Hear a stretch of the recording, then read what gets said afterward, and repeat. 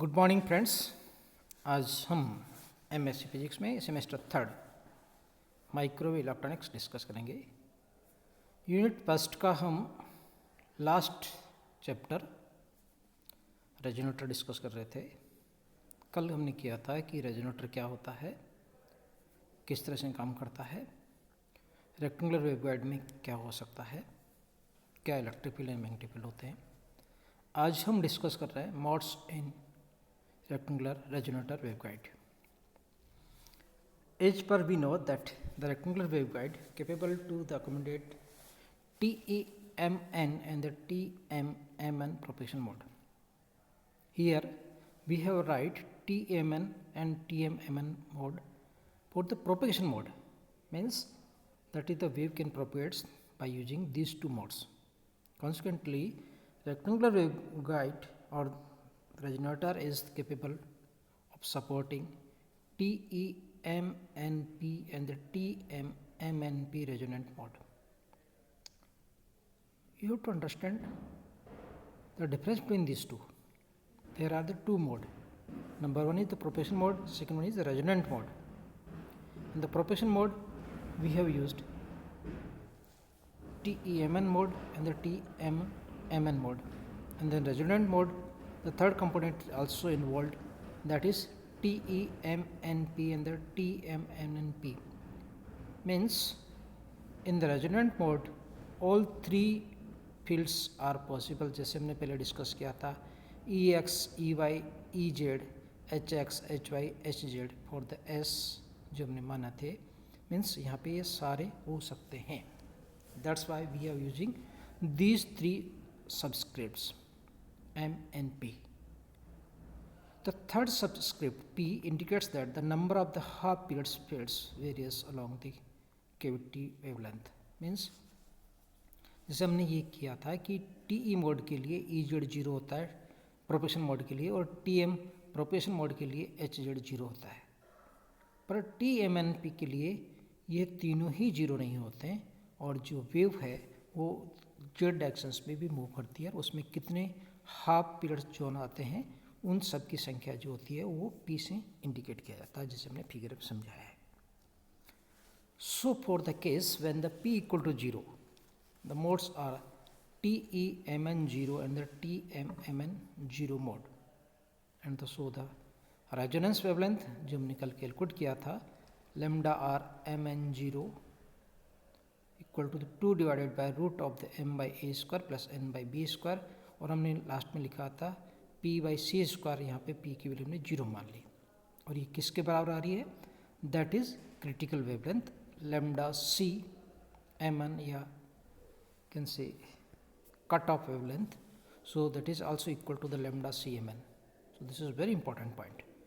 तो for propagation mode the wavelength is lambda c for the mn mode, and for resonance mode the resonance wavelength is lambda r for the mn 0. So what we can conclude, as per equation first, the resonance effect takes place in the case previously that the cutoff frequency of the waveguide with the same values of the subscript mn, यानी mn के दोनों के लिए बराबर हो, चाहे propagation mode हो चाहे रेजोनेंस मोड हो, दोनों में बराबर आएगा, परंतु वहाँ जो कट ऑफ मोड के लिए जो फ्रिक्वेंसी आती है, वेवलेंथ आती है, वो यहाँ पे रेजोनेंस मोड के लिए काम आती है.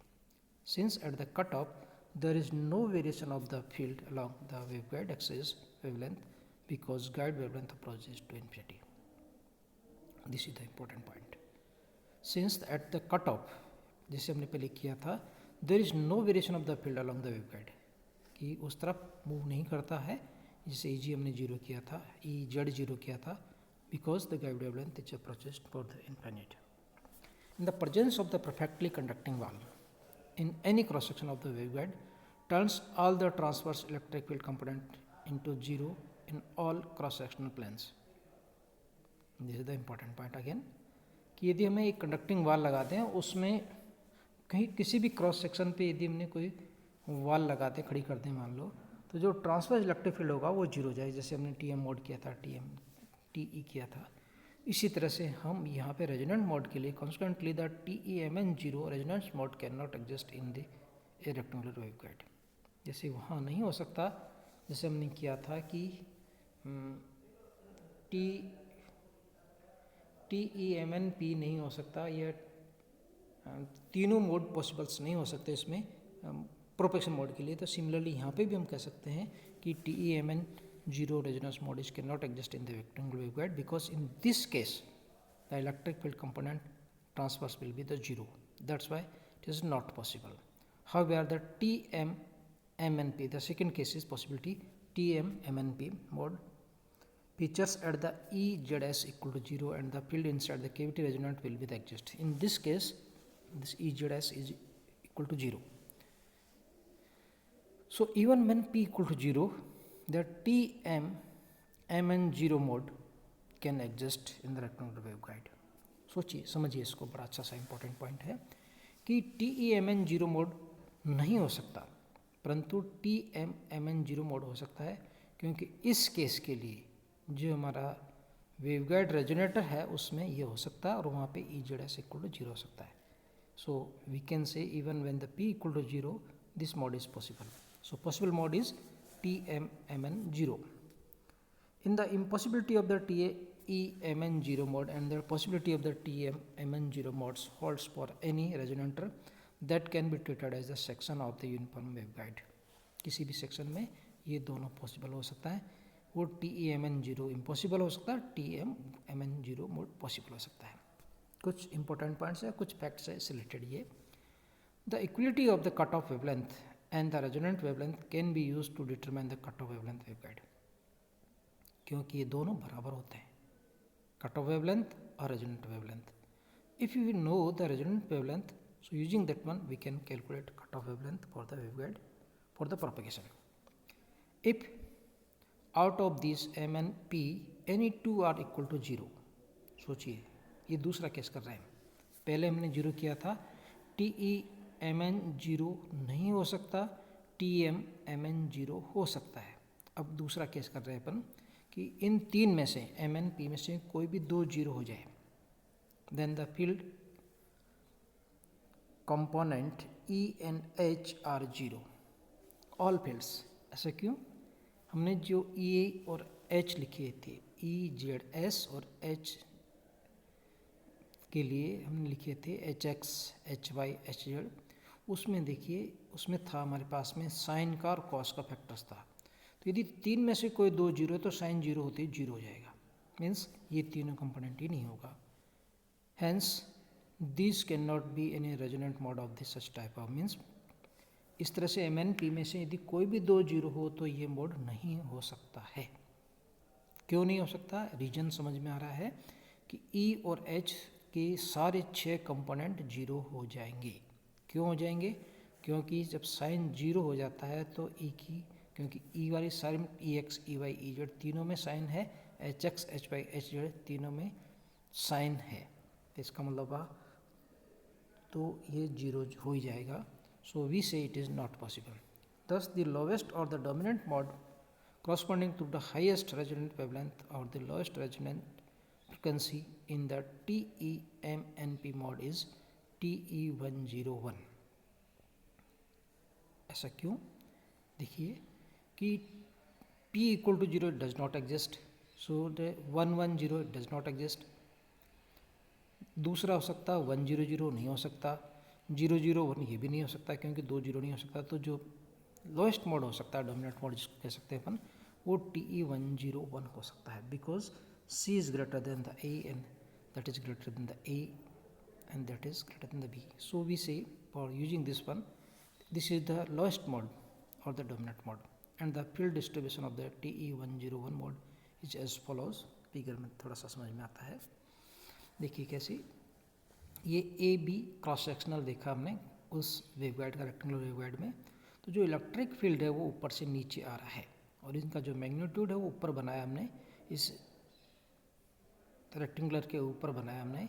उसमें देखिए बीच में मैग्नीट्यूड जो लिखा हमने, एक मैग्नीट्यूड, वो बीच में बहुत ज़्यादा है और दोनों तरफ 0 हो जाता है. मीन्स एक तरह से ये है लूप की तरह काम करता है. और यू कैन से कि दोनों एंड्स पे 0 होता है और बीच में मैक्सिमम होता है इलेक्ट्रिक फील्ड का, मैग्नेटिक फील्ड, इलेक्ट्रिक फील्ड का मैग्नीट्यूड, सॉरी.